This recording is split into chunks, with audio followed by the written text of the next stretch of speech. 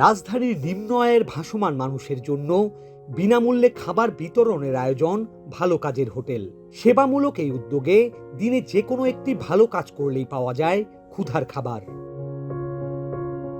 পবিত্র মাহে রমজান উপলক্ষে রাজধানীর 16টি স্পটের পাশাপাশি ঢাকার বাইরেও 5 জায়গায় ইফতার বিতরণ করছেন আয়োজকরা।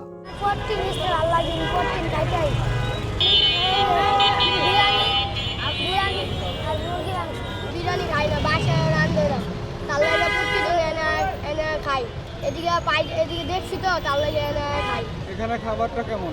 ভালো আছে। গরিব মানুষ কিনে খাওয়ার সামর্থ্য নাই, ইফতারি দেওয়াতে খুব ভালো উদ্যোগ নেছে, ভালো কাজের হোটেল। এই জন্য আমরা হোটেলকে ধন্যবাদ জানাই। আমি রিক্সা চালক, এখানে ইফতারি খাই আজকে 3 বছর। আল্লাহ ধন্যবাদ দেখ, তারে আরো দেখ, এবং এই ইফতারের মান ভালো, শরবত দিতেছে, বিরিয়ানি দিতেছে। প্রতিদিন বিকেল থেকেই তাই এই হোটেলে লাইন ধরে অপেক্ষায় থাকে তৃণমূল মানুষ।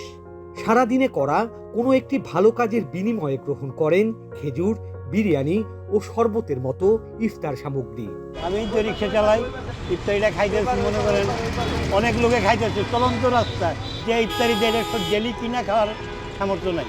এখানে অনেক ভালো লোকে খাইতেছে, গরিব খালি গরিবে খায় তাই না, ভালো ভালো লোকে এসে এখানে ইফতারি করতেছে। রোজা আছে, কেউ রোজা নাই, তারপরেও করে ইফতারি।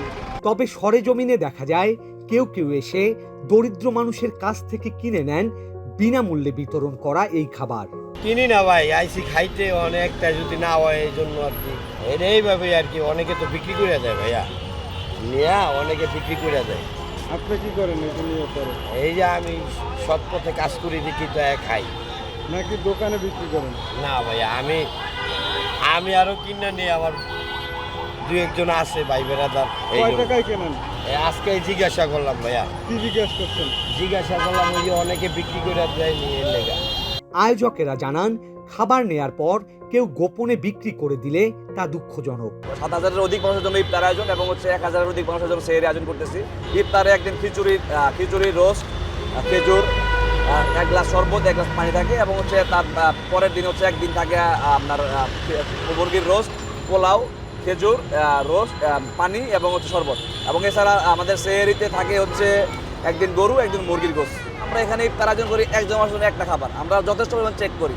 এখন একজন মানুষ একটা ইফতার নেওয়ার পরে এখন উনি যদি না খেয়ে অন্যজনকে দিয়ে দেয়, সেক্ষেত্রে আসলে সে হয়তো একটা অন্য একজন মানুষ পায়নি, সেক্ষেত্রে অন্য একজন মানুষ যদি একটা ভালো কাজ করতে পারে, যে আমি পাইনি, আমি আর আরেকজন মিলে শেয়ার করে খেলাম। এমন ছোটখাটো কিছু বিষয় বাদ দিলে হাজার হাজার নিরন্ন মানুষের মুখে ইফতার তুলে দেওয়ার এই আয়োজন চালিয়ে যাওয়ার প্রত্যয় জানান আয়োজক ও স্বেচ্ছাসেবীরা। যারা দাঁড়িয়ে আছেন সবাই যার লাইন অনুযায়ী বসে পড়েন। যারা ডানে বামে জায়গা ফাঁকা থাকলে